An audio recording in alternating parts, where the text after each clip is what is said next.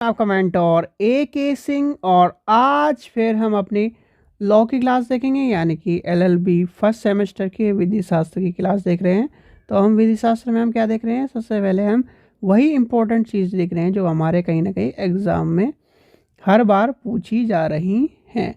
तो कहीं ना कहीं आपके लिए सबसे ज़्यादा इम्पोर्टेंट चीज़ रहेगी।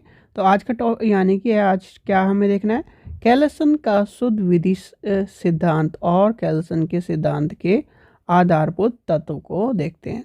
चलिए आगे चलते हैं, ज़्यादा टाइम वेस्ट नहीं करते।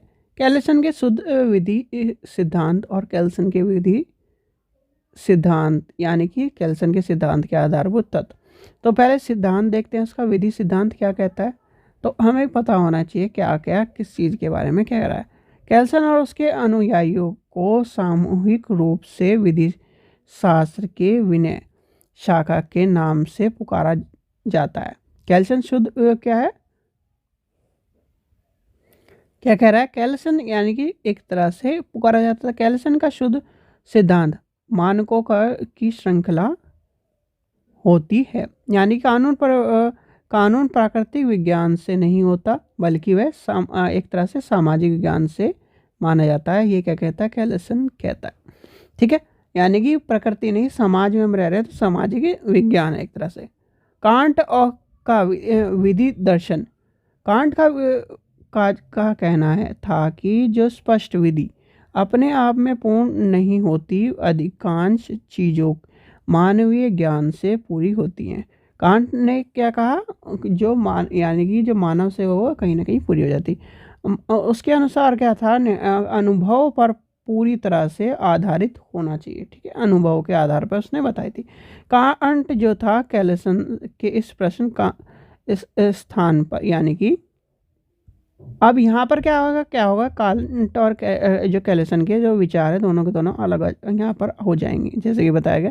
कांट कैल्सन से इस स्थान में अपने विचारों को भिन्न रखता था। इस स्थान पर उसका गुरु कांट नहीं, एक तरह से हुम्स माना जाएगा। हुम्स माना जाएगा। क्यों? ह्यूम क्या कहता है, ह्यूम का कहना है कि नैतिक आदर्शों को बाह्य भौतिक जगत से नहीं प्राप्त किया जा सकता, जा सकता है या जाना चाहिए। ठीक है, इतनी मान चाहिए, हो सकता है, इस तरह की कहानी कहीं ना कहीं आपने पढ़ी होगी। तो ये कहीं ना कहीं ये बता रहा है कि आपको जो है भाई समाज में रह के जो चीज़ें हैं वो कहीं ना कहीं एक तरह से हम प्राप्त कर सकते हैं। एक कह रहा है यानी कि प्राकृतिक विज्ञान जो है वो पूर्ण नहीं है, उसमें सामाजिक विज्ञान होना चाहिए। तो ये कहीं ना कहीं आपको पता होना चाहिए। चलिए आगे चलते हैं, फिर आ जाते हैं इसके तत्व के आधार पर।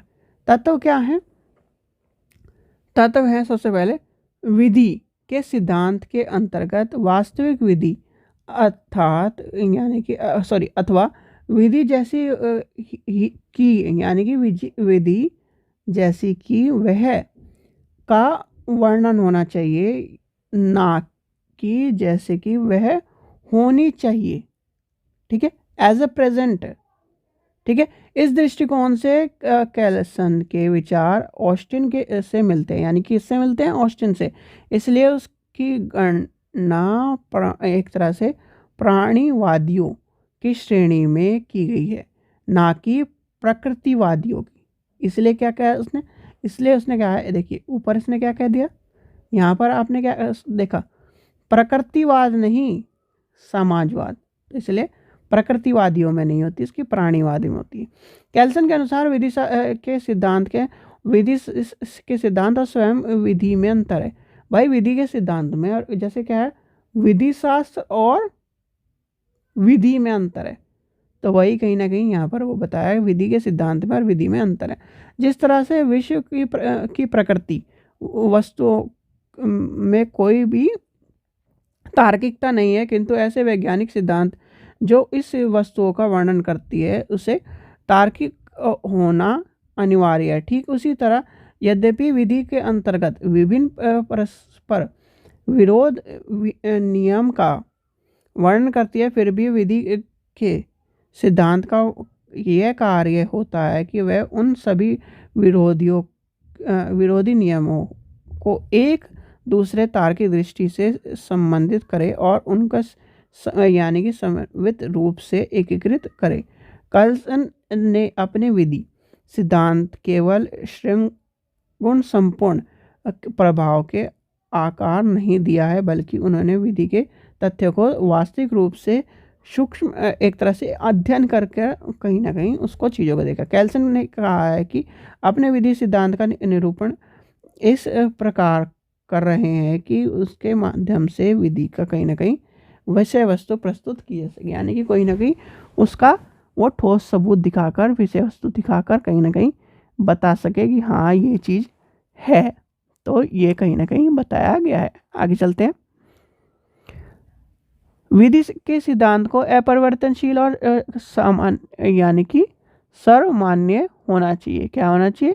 सर्वमान्य होना चाहिए। उस समय कहीं और वह स्थान यानी कि समय और स्थान में परिसीमाओं से मुक्त होना चाहिए। विधि का सिद्धांत ऐसा होना चाहिए कि उसी सभी समयों यानी सभी स्थान पर समान रूप से प्रयोग करा जा सके। इस दृष्टि से कैल्सन का सामान्य विधि सिद्धांत पोषण माना गया, यानी कि मान लीजिए यहाँ पर क्लाइमेट कैसा है, यहाँ पर क्लाइमेट कैसा है, यहाँ पर क्लाइमेट कैसा है, यहाँ पर क्लाइमेट कैसा है, यहाँ पर वस्तु कैसी, यहाँ पर वस्तु कैसी, यहाँ पर वस्तु कैसी।